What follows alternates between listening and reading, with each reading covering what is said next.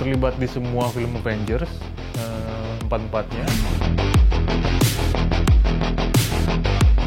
Film pertama saya itu Iron Man. Iron Man 1, 2, akhirnya Transformers segala macam, dan ya terakhir ngerjain Rango.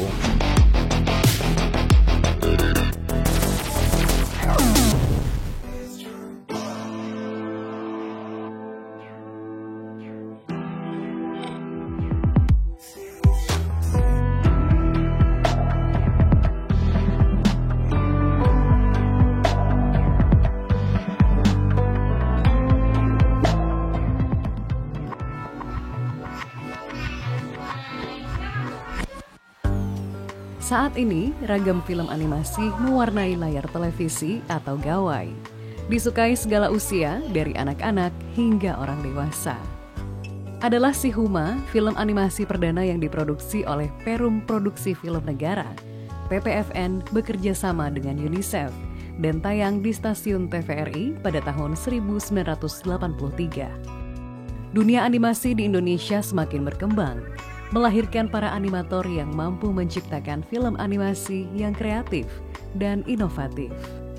Hasil karya yang lekat dengan kehidupan masyarakat mendapat tempat di hati, mulai dari anak-anak hingga orang dewasa, dan mampu bersaing dengan film animasi asal Jepang yang telah merajai dunia televisi di Indonesia.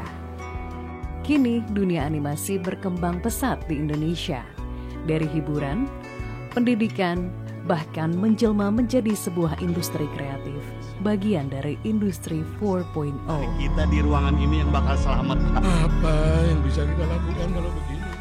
Berdasarkan data Asosiasi Industri Animasi Indonesia, AINAKI tahun 2020, dalam rentang tahun 2015 hingga 2019, industri animasi Indonesia tumbuh pesat hingga 153%, dengan rata-rata kenaikan 26% per tahun.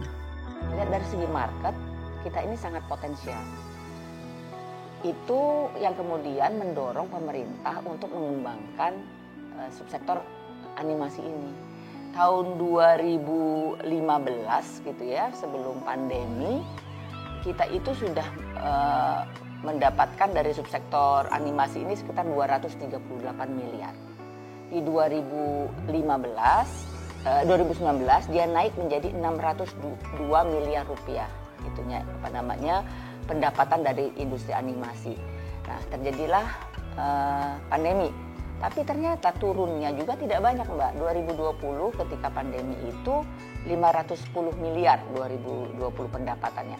Ini setelah pandemi dia bounce back lagi. Jadi malah saya ngelihat bahwa di sektor animasi sebenarnya ketika itu dilakukan di rumah, kan kebanyakan anak-anak itu bermainnya di depan komputer ya pastinya ya, animasi ya itu bisa dilakukan ketika di rumah. Jadi ini juga akan meningkat dengan pesatnya nih. Saya yakin akan hal ini bahwa nanti pada tahun 2020-an bisa naik cukup tinggi ke depannya begitu subsektor animasi.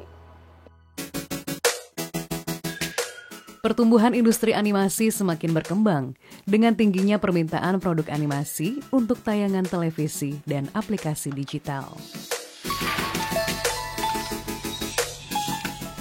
Menurut data AINAKI tahun 2020, industri animasi di Indonesia mampu menyerap 24.000 tenaga kerja dan 5.771 animator yang didominasi oleh para generasi muda. Dan kenapa dia padat karya? Dalam membuat satu film animasi itu membutuhkan banyak orang. Jadi biasanya itu scene-nya itu dibagi-bagi. Kan mulai dari pertama proses membuat gambar awal sampai kemudian menggunakan komputer itu tuh membutuhkan berapa orang. Saya pernah melihat sebabnya ada dua tempat yang saya pernah melihat. Satu di Batam, saya lihat satu di Jakarta di studio salah satu TV yang mempunyai program animasi. Jadi itu membuat satu film itu bisa melibatkan sekitar 50 orang. Banyak menyerap tenaga kerja muda di Indonesia. Dan tadi kita bicara itu bukan hanya penciptaan lapangan kerja ya. Kalau saya melihat bahwa sektor animasi ini kaitannya erat sama entrepreneurship. Jadi mereka yang bukan hanya ingin bekerja tapi menciptakan lapangan pekerjaan sendiri. Kunci pengembangan industri animasi di Indonesia yakni meningkatkan jumlah dan mutu pendidikan animasi. Karena itu pemerintah mendorong pertumbuhan sekolah animasi dan juga studio animasi. Orang Indonesia itu ya animator paling handal. Kenapa saya bilang paling handal?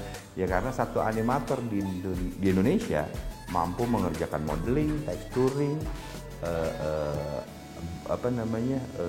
mapping, terus animatic, bahkan rendering dikerjakan oleh satu orang. Sementara industri besar di Hollywood seperti Pixar gitu, Disney gitu, itu kan spesifik. Di Indonesia bisa semuanya gitu. Nah, oleh sebab itu kita dari pendidikan khususnya kalangan akademis ingin membuat situasinya lebih baik dengan cara ya kita membuka jurusan animasi di mana kita menjelaskan workflow animasi yang baik dan benar itu seperti apa. Ya satu-satunya cara untuk menciptakan pendapatan tadi adalah dari grassroots-nya, yaitu pendidikan. Di mana kita menciptakan generasi animator yang hebat dan industri siap menampung untuk memajukan industri animasi. Jadi memang untuk memajukan animasi di Indonesia ya harus integrated dari hulu hingga ke hilir. Saat ini, sekolah animasi mulai tumbuh di Indonesia untuk mencetak para animator handal. Menurut Kementerian Pendidikan, Kebudayaan, Riset, dan Teknologi, terdapat sekitar 105 sekolah menengah kejuruan dengan jurusan animasi dan juga ratusan sekolah non-formal. Beberapa sekolah animasi di Indonesia lahir dari tangan dingin para animator handal yang turut mendorong pertumbuhan dunia animasi di Indonesia dengan turut mencetak para animator muda. Adalah Roni Ghani dan Andre Surya, merupakan dua animator berprestasi Indonesia yang telah lama berkiprah dalam industri animasi internasional. Sekolah animasi yang mereka dirikan yakni Bengkel Animasi dan Inspire School of Digital Art, ESDA, menjawab kebutuhan Indonesia akan animator muda, berkarya, dan kreatif.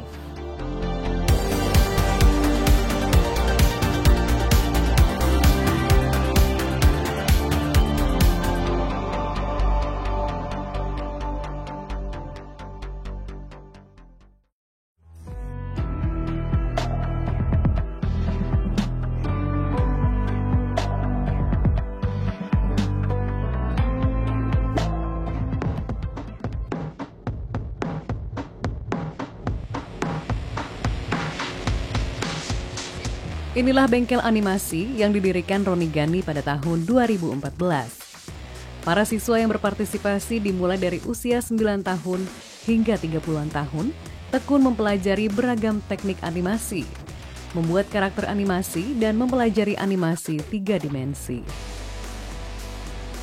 Zulhemi, salah satu siswa di bengkel animasi, sangat merasakan manfaat keberadaan sekolah ini. Kini, ia memiliki kompetensi membuat karakter animasi seutuhnya. Sebuah ilmu yang dapat ia terapkan saat terjun ke dunia animasi kelak. Lebih ke arah membuat objek dengan cara yang benar. Misalnya sebuah gitar memiliki senar, memiliki badan, memiliki tekstur yang kayu, ya ada yang mengkilap, ada yang enggak. Itu yang belajar untuk dasar 3D modeling. Dan setelah belajar itu udah lewat, itu hanya membutuhkan sebulan 2 bulan untuk mengerjakannya. Dan setelah itu kita langsung memasuki tahap yang lebih advance, yaitu ngebuat anatomi manusia. Setiap Acusus pasti selalu ada dapat sertifikat lah ya. Tapi selain dapat sertifikat, kita juga akan diberikan bantuan oleh bengkel untuk dicarikan sebuah studio atau perusahaan yang akan menerima pekerjaan atau internship. Sekolah ini didirikan Roni Ghani atas kepedulian terhadap kebutuhan para animator untuk mengisi setiap peluang dalam industri animasi Indonesia. Roni mengakui Indonesia memiliki potensi besar untuk mengembangkan industri animasi.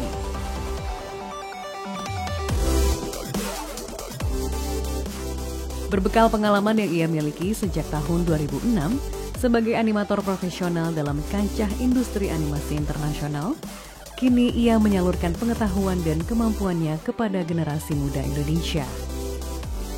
Roni Ghani telah menghasilkan banyak karya animasi untuk beberapa film Hollywood ternama.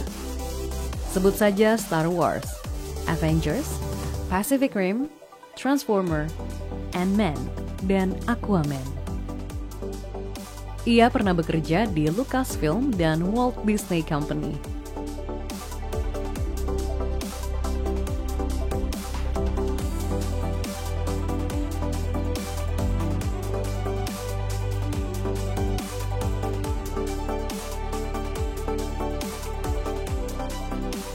Baru sejak itu dapat kesempatan ke Lucasfilm Animation. Nah di situ saya mulai ngerjain Clone Wars, Star Wars The Clone Wars, dan ya dengan keep performing at the studio, kemudian kita dianggap lebih mampu menghandle dan diberikan tanggung jawab yang lebih kompleks dan lebih besar. Itu akhirnya impact-nya ke saya bisa ditransfer dari Lucasfilm Animation ke Visual Effects department mereka, yaitu ILM, di mana ILM adalah studio visual effects yang memang khusus ngerjain film-film high budget, gitu, film-film Hollywood. Meskipun saya kerja di luar negeri ya selama belasan tahun, tapi saya cukup dekat dengan dan saya bahkan berusaha mendekatkan diri dengan industri atau lanskap industri di tanah air melalui bengkel animasi. Bengkel animasi ini saya bikin memang khusus untuk menjadi support, katakanlah khususnya dari sisi manpower dan informasi untuk orang-orang yang pengen berkarir di industri animasi di Indonesia gitu ya.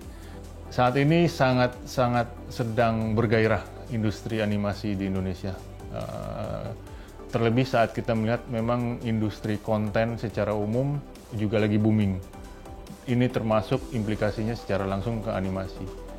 Saya tahu sendiri bahwa ada beberapa atau banyak studio animasi di Indonesia yang saat ini karena kapasitasnya yang udah sangat penuh sehingga mereka harus katakanlah mempush out atau tidak menerima proyek-proyek yang ditawarkan karena memang kapasitas mereka sudah penuh gitu.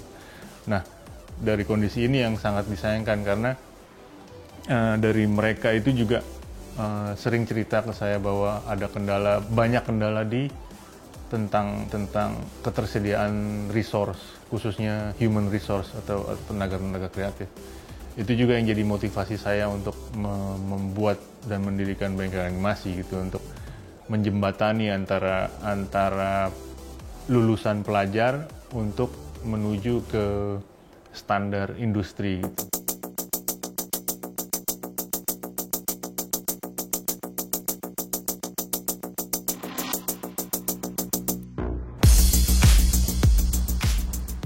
Serupa dengan Roni Ghani, animator berprestasi lainnya yang juga berhasil menorehkan karya animasi di kancah internasional adalah Andre Surya.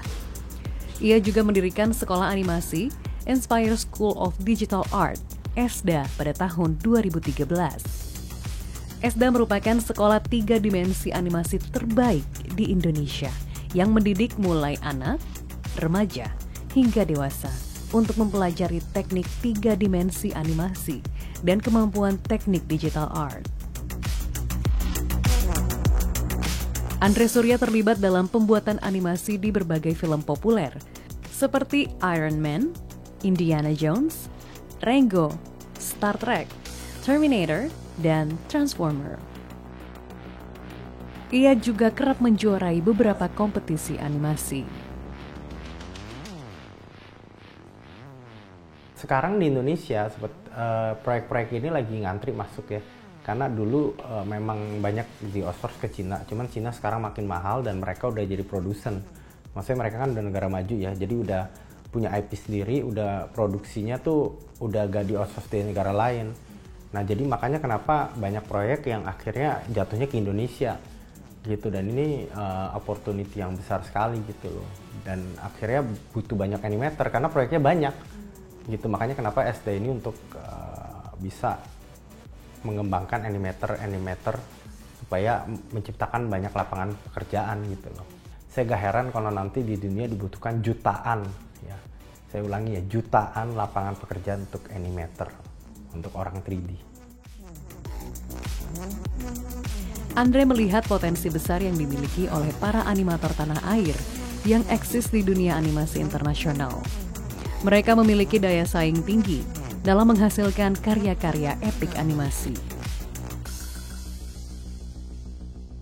Jadi di channel itu banyak yang dikerjain orang Indonesia. Jadi dari situ aja sebenarnya udah terbukti kalau orang kita itu ya bisa gitu. Gitu loh. Jadi itu bukti nyata ya, bukti yang benar-benar karena kan kita kan bukti itu kan bukan dari kata-kata ya, dari hasil karya kan. Kalau hasil karyanya memang Pororo kita kajian di sini tayang di seluruh dunia, berarti kan kualitas kita memang internasional gitu. Saya salah satu alasan saya balik ya karena saya percaya orang-orang Indonesia itu jago-jago. Kita ini secara gak langsung dapat proyek itu karena bantuan pemerintah sebenarnya, gitu loh. Jadi terima kasih banget ya untuk pemerintah udah membantu kita gitu kan, udah membantu kita untuk buka jalan lah sebenarnya untuk proyek. Karena kan waktu itu kita dapat proyek pertama kita yang akhirnya kita bisa jadi besar itu karena dulu ada pameran pemerintah di ISBSD itu untuk industri animasi Korea sama industri animasi Indonesia dipertemukan, akhirnya kita dapat di situ gitu. Melalui Inspire School of Digital Art (ESDA), Andre membuka peluang bagi para animator muda Indonesia untuk berkarya baik di industri nasional maupun internasional. Di mata Andre, setiap orang dapat menjadi animator berprestasi. Saya kan waktu itu merasa belum punya pengalaman kan kalau di bidang industri kreatif kayak animasi sama 3D modeling. Jadi kebetulan ketemu ESDA nawarin ini kayak kursus pelatihan gitu yang ada jaminan kerjanya. Jadi saya mikir ini kesempatan bagus. Dalam rangka semakin memperluas sebaran sekolah animasi di Indonesia, pemerintah juga membangun pendidikan dan pelatihan animator, salah satunya di Pulau Bali. Bali merupakan wilayah yang memiliki banyak animator muda handal yang mampu menciptakan karya-karya animasi yang fantastis.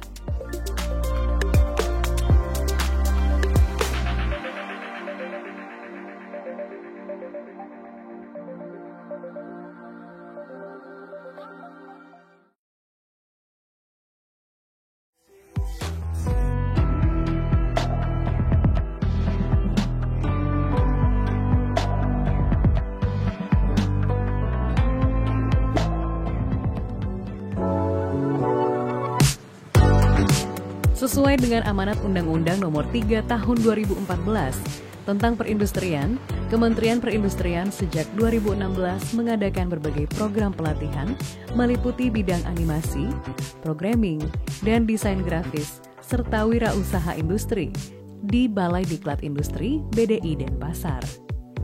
Ini merupakan bagian dari implementasi program beasiswa pendidikan dan pelatihan 3-in-1 dalam upaya mendukung pengembangan industri kreatif nasional. Nah, Diklat 3-in-1 ini kan dia konsepnya, dia ibaratnya kita bimbing, kita ajarkan mereka, dan kita tempatkan kerjanya. Nah, tapi tidak semuanya untuk kita tempatkan pekerjaannya. Tapi ada sebagian mereka tuh karena sudah diklat, merasa ibaratnya udah dapat ilmunya, mereka juga bisa untuk membuka peluang kerja sendiri. Nah, kalau dia mau ditempatkan kerjanya, kami kan bekerja sama beberapa studio yang ada di seluruh Indonesia. Kami buka per kelas itu 24 orang. Tapi yang daftar tuh melebihi itu. Ternyata kan antusiasnya untuk belajar animasi maupun digital content maupun sosial media itu menarik ternyata. Jadi masyarakat sangat antusias untuk belajar di Diklat 3-in-1 kami. Karena Diklat 3-in-1 itu yang itu saya bilang tadi, keluar itu harus mereka udah siap kerja. Jadi siap kerja tuh bisa kerja di industri. Kalau industri kan kami di sini studio, ataupun mereka bisa membuka peluang sendiri. Target kami untuk Diklat 3-in-1 itu sekitar 2.000 peserta, 2.000 orang per tahun. Tapi kadang-kadang kami melampaui target, bisa 2.200, 2.100. Selagi anggaran yang dikasih ke kami, ini kan titipan uang negara, harus kami pakai memang buat masyarakatnya. Jadi target kami memang tercatatnya 2.000, tapi selalu masuk di 2.100 atau 2.200. Adi Priyanata adalah salah seorang alumni Balai Diklat Industri dan Pasar. Mengenyam pelatihan di tahun 2016, 2020, dan 2021. Kini ia telah menguasai teknik 2 dimensi background, visual effect, dan 3 dimensi aset. Dan bekerja di Tridatu Animasi sebagai 2 dimensi artist dan juga sebagai salah satu pendiri. Kalau untuk ilmunya cukup banget sih, karena kan kita tahu dasarnya, kita udah ada materi, ya ilmunya itu kita udah dapat walaupun masih sedikit gitu. Tapi waktu kita ke industri, kita nggak buta-buta banget gitu. Jadi industri udah siap juga pakai kita gitu. Karena kan ada uji kompetensinya juga. Jadi kita dapat sertifikasi dari pemerintah bahwa kita di industri itu udah siap gitu. Keberadaan studio animasi bagi perkembangan industri animasi di Indonesia memegang peranan besar sebagai penyerap tenaga kerja dan penghasil karya-karya animasi. Selain mendorong pertumbuhan sekolah animasi, pemerintah juga memacu perkembangan studio animasi di Indonesia. Saat ini berdasarkan data Ainaki tahun 2020, jumlah studio animasi di Indonesia mencapai 146 studio yang tersebar di Jakarta, Jawa Barat, Jawa Tengah, Jawa Timur, Yogyakarta, Bali, Sumatera Utara, Sumatera Barat, Sulawesi Selatan, dan Maluku. Lalu yang kedua, ternyata jumlah studio tiap tahunnya di Indonesia sendiri itu mengalami perkembangan 200%. Jadi selalu ngedouble. Gitu. Jadi kalau kita melihat perkembangannya itu, berarti pertanyaannya kan, oh industrinya berkembang dong, ada kebutuhan berarti, ada demand, baik itu dari lokal maupun dari luar. Nah, lalu pertanyaan kedua adalah SDM-nya cukup atau enggak? Gitu kan? Berarti PR kita bersama-sama dari data tersebut, kalau mau mengembangkan potensi tadi, kita harus bisa nih menciptakan SDM yang untuk bisa menyerap tadi sehingga peningkatan di industrinya lebih masif lagi. Berikutnya ada Base Studio yang berlokasi di Pulau Dewata, Bali. Base sendiri merupakan singkatan dari Bali Animasi Solusi Eka Karsa. Meski masih terbilang baru, animasi karya studio yang didirikan di tahun 2015 ini tidak bisa dipandang sebelah mata. Base bahkan membuat salah satu studio animasi asal Irlandia menjadi tertarik, dan akhirnya di tahun 2019, Base Studio pun diakuisisi oleh Brownback Films. Setelah diakuisisi oleh Brownback Films sebagai studio animasi yang diakui secara internasional dalam menghasilkan serial anak-anak terkenal seperti Dog Next Stevens dan The Magic School Bus Rides Again, yang tayang pada siaran Disney Junior. Memang saat ini lebih banyak porsinya adalah international project. Untuk proyek lokal itu seumpamanya proyek Unyil yang kita lakukan pada tahun 2016-2017, bekerja sama dengan PPFN waktu itu, dan kami ditunjuk untuk melakukan produksi untuk petualangan si Unyil. Tetapi untuk proyek yang internasional kita sudah mulai sejak ke awal. Itu kami mengerjakan beberapa proyek dari luar, antara lain itu ada Sonic Boom, lalu ada Vampirina, Angela Wishes, lalu juga ada Vampirina. Sebetulnya BDI, kerjasama kami dengan BDI itu sudah dilakukan sejak pendirian perusahaan ini, waktu itu tahun 2015. Dan saya waktu itu melihat bahwa BDI itu adalah sebuah kerja nyata dari pemerintah untuk membangun industri animasi melalui jalur pengembangan SDM. Ini bedanya antara sebuah balai diklat dengan training center. Kalau di training center itu kita hanya mendidik hard skill-nya, tapi kita tidak memberikan pengalaman kerja nyatanya. Nah, yang kita lihat adalah ada kemungkinan bahwa untuk seseorang berkembang dengan cepat adalah memang dia harus terlibat di dalam industrinya. Kita tidak bisa pungkiri dari beberapa tahun yang terakhir ini pertumbuhannya sangat cepat. Sehingga ini yang kemudian menuntut pembangunan SDM-nya juga harus dipercepat. Semua itu harus dimulai dari pendidikan, karena industri animasi ini sebagai sebuah industri tidak bisa berjalan di luar pipeline. Ada proses, dan proses itulah yang harus kita bangun dari awal. Pemerintah terus berkolaborasi dengan berbagai pihak untuk memajukan industri animasi Indonesia. Keberadaan sekolah animasi di Indonesia diharapkan mampu menjawab kebutuhan sumber daya animator dan kreator di bidang animasi, agar Indonesia mampu bersaing dengan negara-negara penghasil animator seperti Jepang, Amerika, dan Korea. Menjadikan industri kreatif animasi tuan rumah di Indonesia dan berjaya di kancah internasional.